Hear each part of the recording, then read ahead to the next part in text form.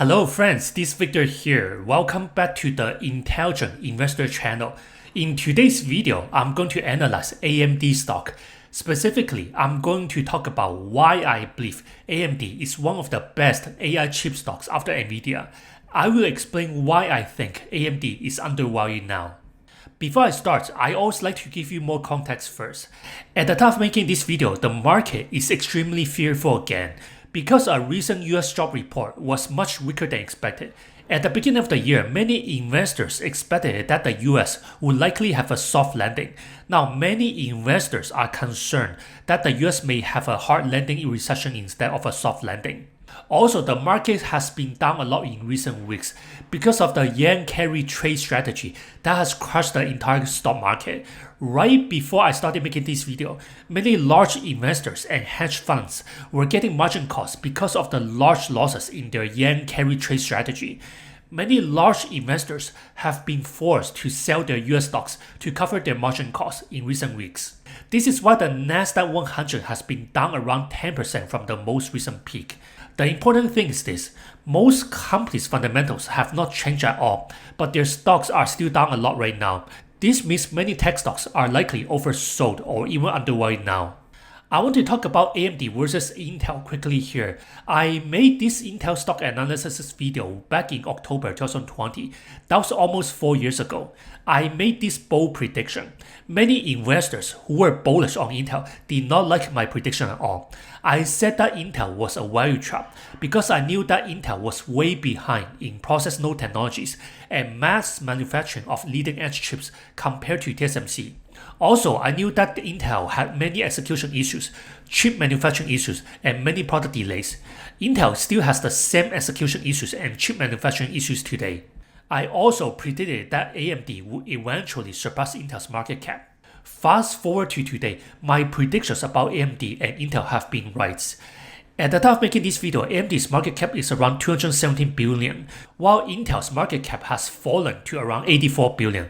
During the same period, AMD stock has gained around 76%, while Intel stock has fallen to around 55%. Throughout this video, I will talk about why I believe AMD will continue to take market shares from Intel in the CPU market over the next several years. In terms of past performance compared to the S&P 500, AMD has outperformed the S&P 500 by a very large margin, but AMD is much more volatile than the S&P 500. Semiconductor companies are usually very cyclical and volatile. The best time to buy AMD is when there's a large market correction because AMD is much more undervalued during this time. And the best time to sell is when the Nasdaq 100 is near its all-time high. Of course, this buying the dip strategy works very well if you are investing in a great company that has great long-term prospects, a great management team, great products and services, increasing earnings, and increasing free cash flows over time. Buying the dip strategy does not work if you are investing in a value trap company like Intel. So in this video, I'm going to explain why I believe AMD stock is likely undervalued now. More importantly, I will explain why I believe AMD will become an AI chip company like Nvidia going forward. You will learn about these topics in this video. First, I will give you a quick stock portfolio update. Then I will talk about AMD's financials, AMD's biggest risks to consider, AMD's competition with Intel and Nvidia, AMD's long-term growth prospects, AMD stock valuation, and whether I will buy AMD stock. If you like this video, make sure to hit the like button, subscribe, and turn on the notification button. I will continue to make many excellent stock analysis and investing videos every week that will help you become a great investor. Each video usually takes me 20 to 30 hours to make, so if you like this channel and want to support it, check out my Patreon blog in the video description. Our goal is to help all our members become multimillionaires through investing. Once you become a premium member, you can follow all the stocks I'm investing in for the long term, follow my personal stock portfolios, and download the latest intrinsic valuation models for all the stocks I'm analyzing, so you will know when a stock becomes undervalued, fairly valued, or overvalued now. Also, you will have access to all my latest stock ratings for all the stocks I'm analyzing. The link is in the video description. Take a look, let's start. At the time of making this video, the market is still extremely fearful and it's still in a large correction. Most tech stocks are still down more than 10% from their most recent peaks. The important thing is that most tech companies' fundamentals have not changed at all. You may wonder, what's the best strategy to go through this market correction? Personally, I have been investing since 2009. I started investing with $5,000 right after I graduated from college. From 2009 until now, I have been through many large corrections, so I understand what it's like to go through corrections and how to take advantage of them. According to this research here, if you have invested in the S&P 500, the probability of losing money or having a negative return continues to decrease the longer you hold it. Based on historical data, the probability of losing money in the S&P 500 is around 38% in 1 month. However, the probability of losing money in the S&P 500 is much lower at around 6% if you hold it for 10 years. So the best strategy right now is to ignore all the market noise, continue to invest in the S&P 500 or the best companies you understand the most. Buy the dip if you have extra cash and wait for the entire market to recover. Even if you don't want to buy the dip, if you just wait and be patient in love, the entire market as represented by the S&P 500 here will eventually recover and reach new highs again after several years because of the US long-term economic growth, productivity increase, innovations, GDP growth, and corporate earnings growth. This is from Warren Buffett. He said that it never makes sense to bet against America's long-term economic growth. I have been investing for 80 years, more than 1/3 of our country's lifetime. Despite our citizens' penchant, almost enthusiasm for self-criticism and self-doubt, I've yet to see a time when it made sense to make a long-term bet against America, and I doubt very much that any reader of this letter will have a different experience in the future. I want to show you one of my stock portfolios here to show you my investing strategy over time. This portfolio is separated into 3 different accounts. This is the first account. I have invested in these outstanding companies for many years already. I just buy and hold them. This is why some of them, such as MasterCard, Microsoft, and Visa, have already become multi-bagger stocks. I expect these outstanding companies will continue to grow exponentially over time because they are the best businesses in their industries. They are the most profitable and most competitive businesses in their industries. This is the second account. I have rebalanced this account recently to make it more concentrated on the best businesses. For example, I have bought back Amazon and bought back a lot more Nvidia shares recently to take advantage of the current market correction. Same as the first account, I expect all these companies will continue to grow exponentially over time because they are the best and most competitive businesses in their industries. They are all near monopolies and have very large economic moats. It is very hard for competitors to compete with them. This is the third account. It's a much newer account than the other 2 accounts. This account has been down a lot recently, mainly because of the current market correction that's affecting all the mega cap tech stocks. I'm not too worried about them because their business fundamentals have not changed. I also know that the entire market will recover and continue to reach new highs over the long term. Here's the important thing. I have invested in TSMC, Microsoft, Nvidia, Google, Meta, Amazon, ServiceNow, Synopsys, Visa, Salesforce, and Broadcom. They are the best and most competitive businesses in their industries. They have very large economic moats, great management teams, great products and services, great long-term prospects, increasing earnings, and increasing free cash flows over time. Same as the other 2 accounts, I expect these companies will recover and grow exponentially over the long term. Earlier this year, I sold all my AMD shares at different times and made some good gains. I decided to sell AMD because I believed it was overvalued, and then I used the proceeds to invest in Nvidia. I think it was the right decision. Recently, right before I started making this video, I started buying back AMD again because I believe AMD is becoming undervalued again. More importantly, I believe AMD is becoming a great AI chip company like Nvidia. Let's talk about AMD's financials and biggest risk first. This is the first biggest risk we have to consider. AMD's semiconductor business is by nature very cyclical.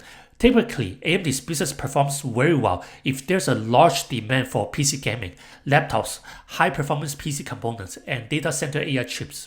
For example, during the pandemic from 2020 to 2022, there was a huge chip shortage. You can see that AMD's revenue growth, free cash flow growth, and EBITDA growth grew very fast during the pandemic because everyone was working from home and because almost everyone needed to buy PCs, laptops, and gaming devices. However, when there's a large correction in the semiconductor market, or when there's too much chip inventory in the market, or when customers are slowing down their spending on high-performance PCs, PC components, and gaming consoles, we can expect that AMD's business will slow down a lot. This is why AMD's revenue, EBITDA, and free cash flow have slowed down a lot over the past 2 years. Now, the PC market is slowly recovering again because many customers are starting to upgrade their desktop PCs, gaming PCs, and laptops that they bought during the pandemic. Also, AI PC is becoming the next biggest trend. Going forward, most new computers and smartphones will need to be powerful enough to run small AI models locally. I believe we're still at the beginning of the current AI revolution. There's an enormous demand for AI accelerators that are needed to train and infer large language models or LLMs. So what does it mean to AMD? It means that AMD's revenue growth will likely be higher over the next several years because AMD is one of the few companies outside of Nvidia that is benefiting the most from the current AI revolution. I will talk more about this throughout this video. Typically, I like companies that have more cash than debt. At the time of making this video, I believe AMD has a very strong balance sheet. AMD has around $5.34 billion in cash equivalents and short-term investments. In comparison, AMD has $2.25 billion in total debt and operating lease liabilities. This means AMD can pay off all its debt and operating lease liabilities in advance and still have around $3.1 billion cash left. Let's take a look at AMD's 4 business segments so you will know AMD's biggest growth opportunities and risk going forward. AMD has these 4 business segments. The data center business makes AI accelerators, EPYC CPUs, few programmable gate arrays, FPGAs, DPUs, and adaptive SoCs for servers and large data centers. Similar to Nvidia, the data center business will continue to be AMD's most important business and the biggest revenue growth driver going forward. The client computing business makes high-performance CPUs and APUs for gaming PCs, laptops, and desktop PCs. This is the second most important business for AMD because it's the second biggest revenue driver for AMD. However, this business is very cyclical. The gaming business makes high-performance GPUs for consumers, custom SoCs, and APUs for gaming consoles, such as the PS5, Xbox Series, Steam Deck, ROG Ally, and many other Windows handheld PCs. The embedded business makes FPGAs, adaptive SoCs, and many other embedded CPUs and GPUs that are mainly for enterprise customers.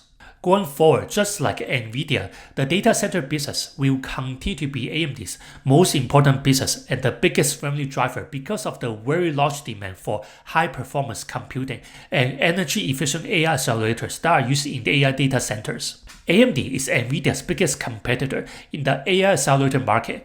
Many customers are looking for a cheaper alternative to Nvidia. This is why AMD's data center business has been growing much faster than the other business segments in recent quarters. The client computing business has started recovering in recent quarters because many customers are starting to upgrade their PCs and notebooks that they bought during the pandemic in 2020 and 2021. Typically, most PC users, especially gaming PC users, like to upgrade their PCs once every 3 to 4 years.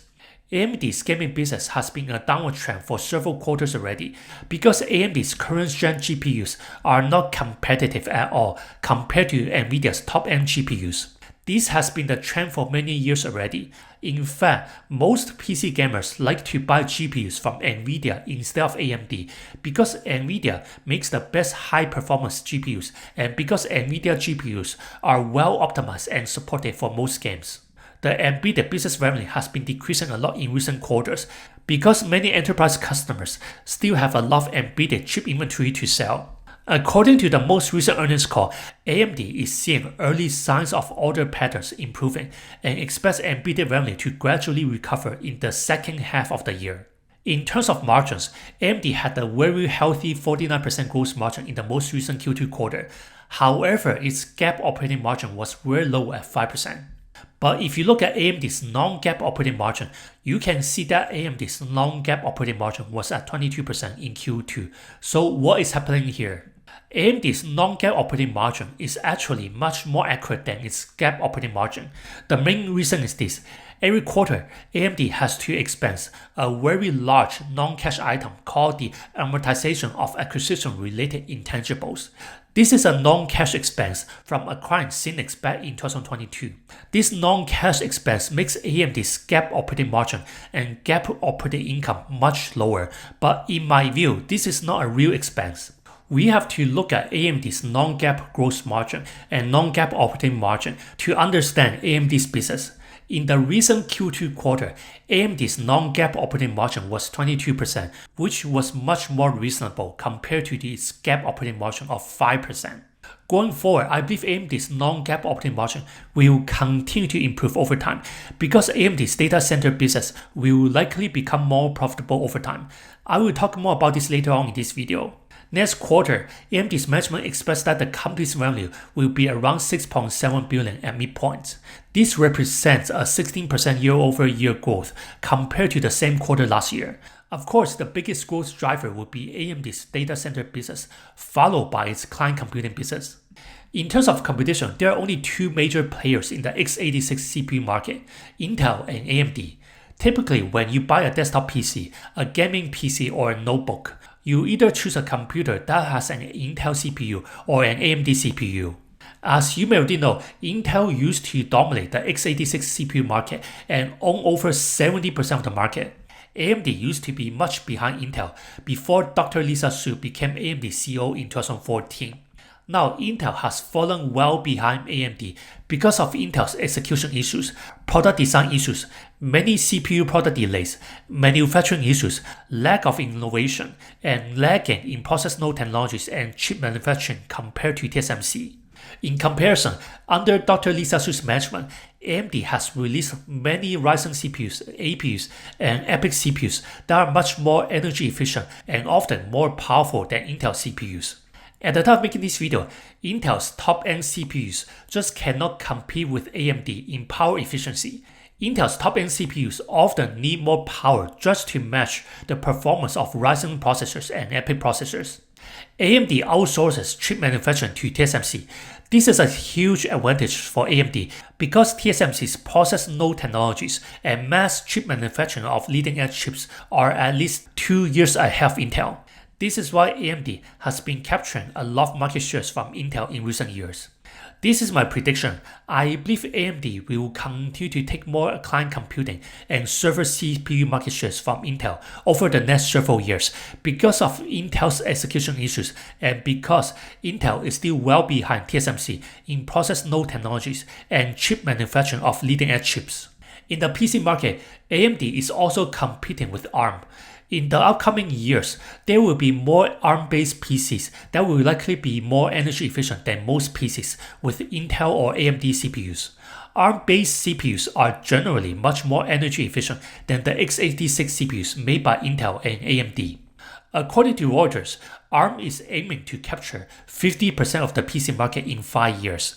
I believe this is too optimistic and it's not realistic at all because many Windows applications and games are not compatible and not optimized for ARM-based processors. It's very costly and time-consuming for developers to optimize their Windows apps and games for ARM-based processors.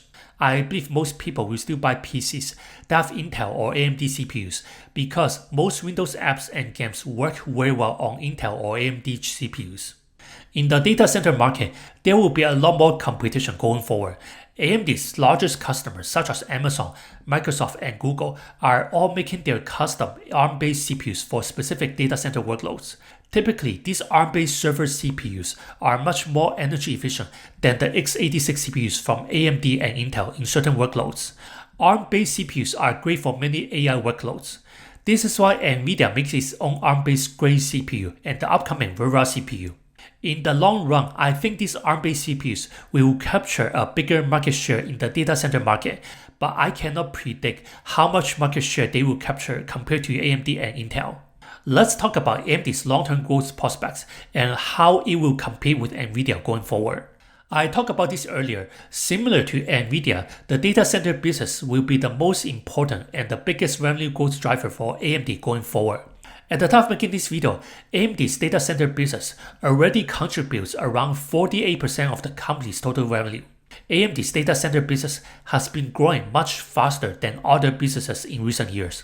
This is my prediction. I believe AMD's data center business will grow faster in the upcoming years because the market needs much more AI compute and very energy efficient AI systems to support ongoing AI research, AI training, AI inference, AI enterprise applications, and eventually AI robotics. Here's the situation right now. Nvidia has a near monopoly and owns around 90% of the AI accelerator market. Nvidia's AI systems dominate in both AI compute and AI software stack, and it's nearly impossible for competitors to compete with Nvidia's accelerated computing platform, which is well supported by millions of developers and software engineers around the world.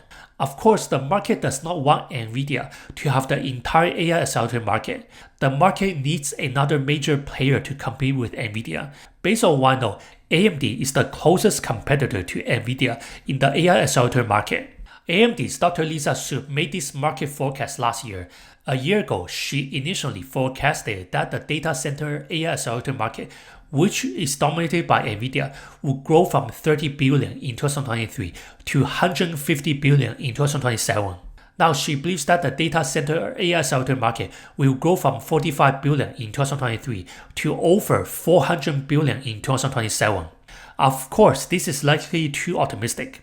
If I have to make an engineering guess, I think the data center AI accelerator market will probably grow to somewhere between 150 billion and 400 billion by 2027. This market forecast shows that AMD's total addressable market or TAM is much bigger now compared to several years ago. Here's a good example. AMD recently raised its data center AI GPU forecast from 4 billion to 4.5 billion in 2024. Just to compare, Dr. Lisa Su initially forecasted that the data center AI accelerator market would grow from 30 billion in 2023 to 150 billion in 2027. Here's the important part. Just a few years ago, AMD did not have any shares in the data center AI accelerator market. Now, this 4.5 billion revenue guidance suggests that AMD will likely capture more market shares going forward. Here is another growth catalyst for AMD. All the largest cloud providers and tech companies such as Microsoft, Meta, Google, Amazon, and Tesla are expected to increase their capex further in 2024 and 2025. Most of their capex is going into AI systems and AI infrastructures. Of course, Nvidia will continue to capture the biggest market share in the AI server market. Microsoft is AMD's biggest customer. Microsoft is the first major cloud provider that has started deploying AMD's MI300X AI accelerator to compete directly with Nvidia's AI accelerators.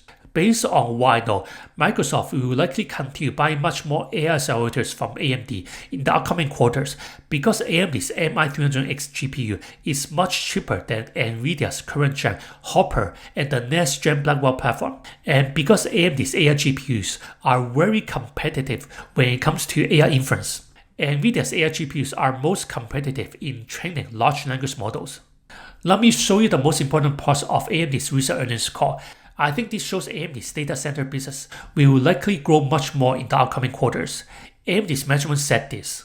Turning to our data center AI business, we deliver our third straight quarter of record data center GPU revenue with MI300 quarterly revenue exceeding 1 billion for the first time.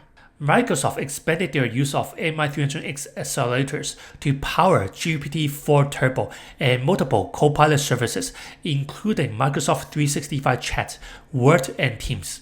Microsoft also became the first large hyperscaler to announce general availability of public MI300X instances in the quarter.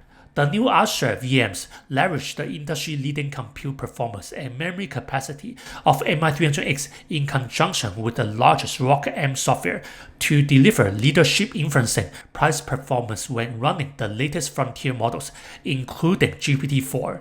Here's the important part that shows more companies are starting to deploy AMD's AI accelerators. Our enterprise and cloud AI customer pipeline grew in the quarter, and we are working very closely with our system and cloud partners to ramp availability of MI300 solutions to address growing customer demand.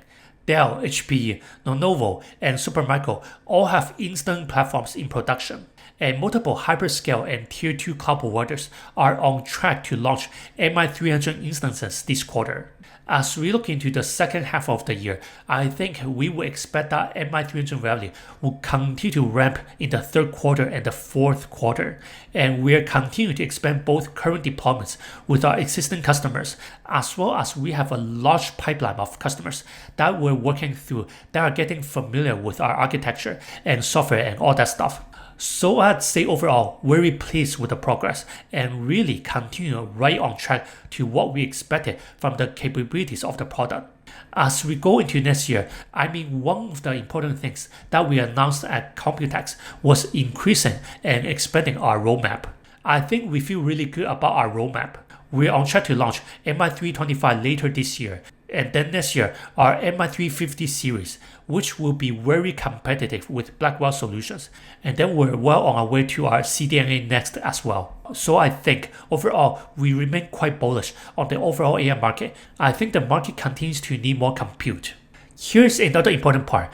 Dr. Lisa Su explained that the overall supply for HBM3 memory and chip-on-wafer-on-substrate CoWoS is still very tight. She said that supply will remain very tight throughout 2025.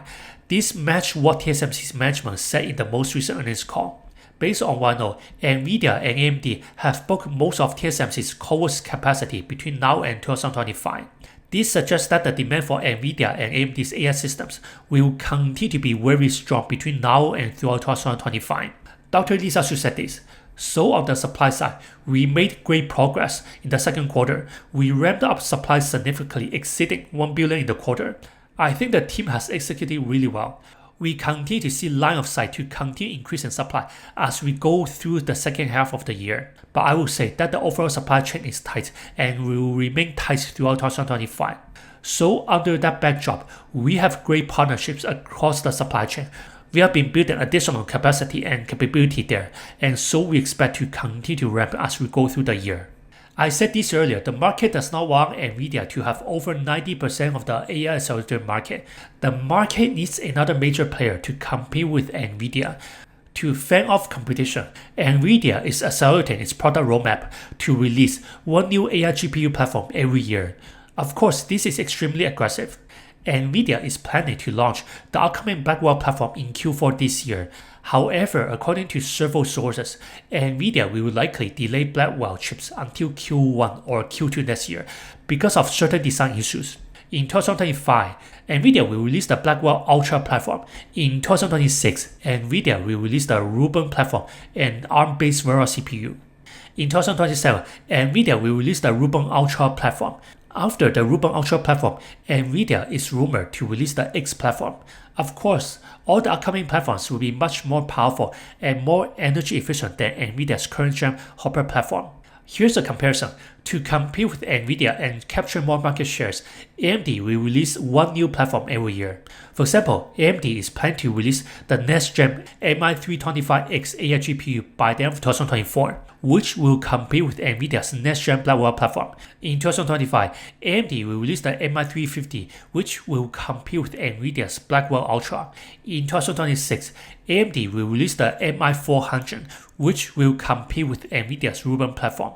Of course, AMD will release another platform afterward to compete with Nvidia's Rubin Ultra platform.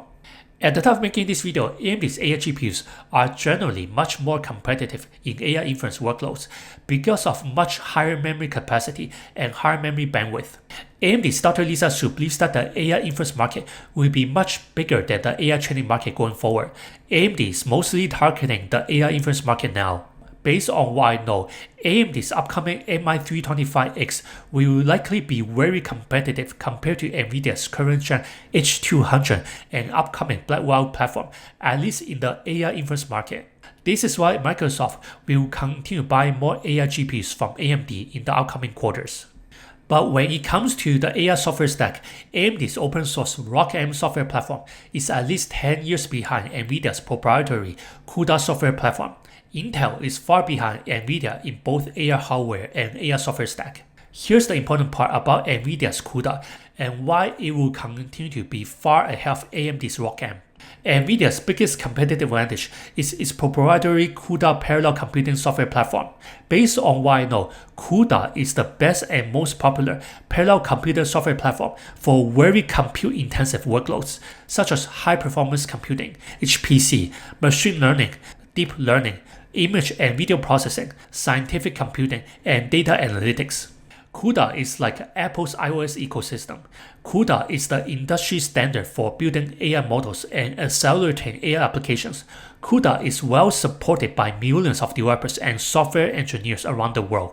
Most AI developers and software engineers use CUDA to develop their AI models. In fact, according to NVIDIA, there are over 5 million developers that are using CUDA. Around 19,000 AI startups use CUDA, and around 3,700 applications are accelerated by CUDA and NVIDIA GPUs. Similar to Apple's iOS ecosystem, it is nearly impossible to compete with NVIDIA's CUDA because it's the largest accelerated computing platform and ecosystem in the world, and is well supported by millions of developers around the world. Also, CUDA only works on NVIDIA GPUs, and it does not work on AMD GPUs. So this forces most developers and AI companies to buy AI GPUs from NVIDIA instead of AMD, Intel, and other competitors. This gives NVIDIA a huge competitive advantage. Here's the deal. Over the long term, I expect that NVIDIA will continue to have the largest market share and have over 70% of the AI accelerator market, followed by AMD being the second biggest player, mainly because of NVIDIA's CUDA software platform and its accelerated computing platform that are well supported by millions of developers around the world. NVIDIA's AI GPUs and AI systems are insanely expensive. Each NVIDIA Blackwell superchip can cost around $70,000. And one top-end Blackwell GB200 AI system can cost around $3 million. If you want to build an AI data center with 100,000 NVIDIA GPUs, the data center will easily cost several billions. Many customers are looking for cheaper solutions and better alternatives to NVIDIA's AI GPUs and AI systems. At the time of making this video, many customers still cannot buy NVIDIA's AI GPUs on time, so the next best alternative is to buy AI GPUs such as the MI300X from AMD, even if AMD's ROCm software is not as competitive and not as well established as NVIDIA's CUDA. Here's another example. According to Supermicro's recent earnings call and other sources, NVIDIA's next-gen Blackwell platform will likely be delayed from Q4 this year to Q1 or even Q2 next year because of certain design issues. This means NVIDIA will continue selling its Grace Hopper platform such as GH200, H100, and H200 this year. NVIDIA will sell a lot of Blackwell AI systems starting next year. I believe this Blackwell delay will benefit AMD because AMD will release its next-gen MI325X AI GPU by the end of the year, assuming there's no product delay. And if customers cannot buy Blackwell from NVIDIA, I think some of NVIDIA's customers will buy MI325X from AMD instead, since it's much cheaper than Blackwell and it's probably more cost-effective, at least in AI inference. Let me show you this Steam hardware survey. It shows the largest GPU makers in the consumer GPU market. If you're a PC gamer, you will know that NVIDIA has a near monopoly in the consumer GPU market. AMD has always been the second largest player. This is my prediction. Over the longer term, I believe the data center AI accelerator market will be very similar to the consumer GPU market. I expect that NVIDIA will continue to dominate the AI accelerator market and have over 70% of the market. If I have to make an educated guess, I believe AMD should capture around 10% of the AI accelerator market. The rest market will be captured by the hyperscale cloud providers that are making custom ASIC AI accelerators. I don't think Intel can compete in the AI accelerator market because Intel is just too far behind NVIDIA in both AI hardware and AI software stack. If customers cannot buy AI GPUs from NVIDIA, most of them will likely buy AI GPUs from AMD or rent the custom AI accelerators from hyperscale cloud providers instead of buying AI GPUs from Intel. I want to show you this consensus forecast from Scan Alpha. In terms of revenue forecast, AMD's revenue is expected to grow around 13% year over year this year. Starting in 2025, AMD's value is expected to grow much faster over the next 3 years because AMD will likely gain more market shares from Intel and gain more market shares in the data center AI accelerator market. In terms of EPS forecast, AMD's EPS is expected to grow around 27% year over year this year. Starting in 2025, AMD's EPS is expected to grow much faster over the next several years because of the growth catalysts I talk about throughout this video. In terms of forward PE valuation, AMD's forward PE is expected to be nearly 40 this year, which is high. But starting next year, AMD's forward PE is expected to drop to around 25, which I think is very low for a growth company like AMD. I want to show you this intrinsic valuation model here. I always use this intrinsic valuation model to calculate each stock's intrinsic value. You can use it to calculate AMD's intrinsic value, so you will know when AMD stock becomes undervalued, fairly valued, or overvalued. If you want this intrinsic valuation model, you can download it from my Patreon blog. The link is in the video description. These are the key assumptions in this calculator. First, I define AMD's intrinsic value as its future free cash flows discounted to the present day. I use a discount rate of 10.5% here. You can use a higher discount rate here if you want to be more conservative. Based on the biggest risk and the long-term growth prospects I talked about earlier, I believe AMD's value will grow at a compound annual growth rate CAGR between 10% and 15% each year over the next several years. A CAGR of 12.5% is the base case scenario, which I think is very conservative. I'm assuming AMD will likely capture a very small percentage of the data center AI accelerator market over the next several years. I used a long-term growth rate of 9% to calculate the terminal value. Typically, the overall semiconductor market, excluding memory, grows around 10% each year. This is why I think a long-term growth rate of 9% is very reasonable for AMD. In comparison, Nvidia's growth rates are expected to be much higher over the next several years. If you want to be more conservative, you can use a lower long-term growth rate to calculate the terminal value. Over the next several years, I'm assuming AMD's free cash flow margin will improve by around 1.5% each year. I think this is reasonable because AMD's data center business will likely be more profitable going forward. Let's go over these three case scenarios: worst case, normal case, and best case scenarios. Under the worst case scenario, we're forecasting that AMD's value will grow at a CAGR of 10% each year over the next several years. Then AMD's intrinsic value should be around $214 billion for the entire company, or $131 per share. I'm giving this scenario a 25% probability here. Under the base case scenario, we're forecasting that AMD's value will grow at a CAGR of 12.5% each year over the next several years. Then AMD's intrinsic value should be around $239 billion for the entire company, or $146 per share. I'm giving this scenario a 50% probability here. Under the best case scenario, we're forecasting that AMD's value will grow at a CAGR of 15% each year over the next several years. Then AMD's intrinsic value should be around $266 billion for the entire company, or $162 per share. I'm giving this scenario a 25% probability here. If we add all these numbers here, AMD's intrinsic value should be around $146 per share. I also use a forward sales valuation model to estimate AMD's intrinsic value, which should be around $262 billion for the entire company, or around $160 per share. If we take the average of both valuation models here, I believe AMD's intrinsic value should be around $153 per share.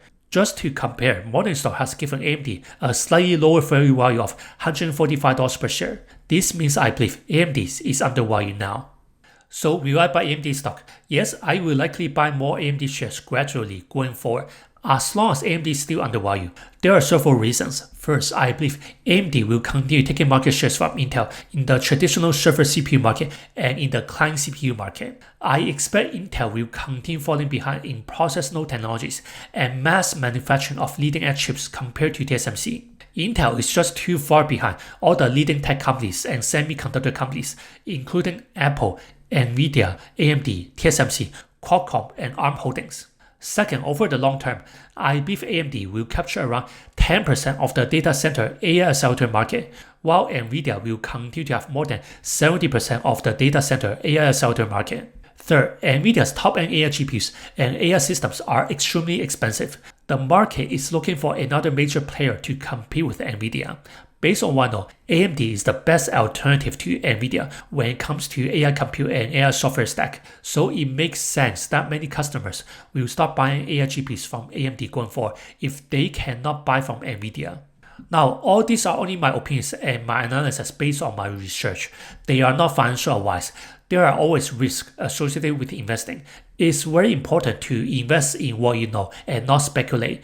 You will need to do your own research and do your extra due diligence first before investing in anything. Thank you for watching this video and supporting our channel. This is Victor from the Intelligent Investor channel, and I will see you in the next video.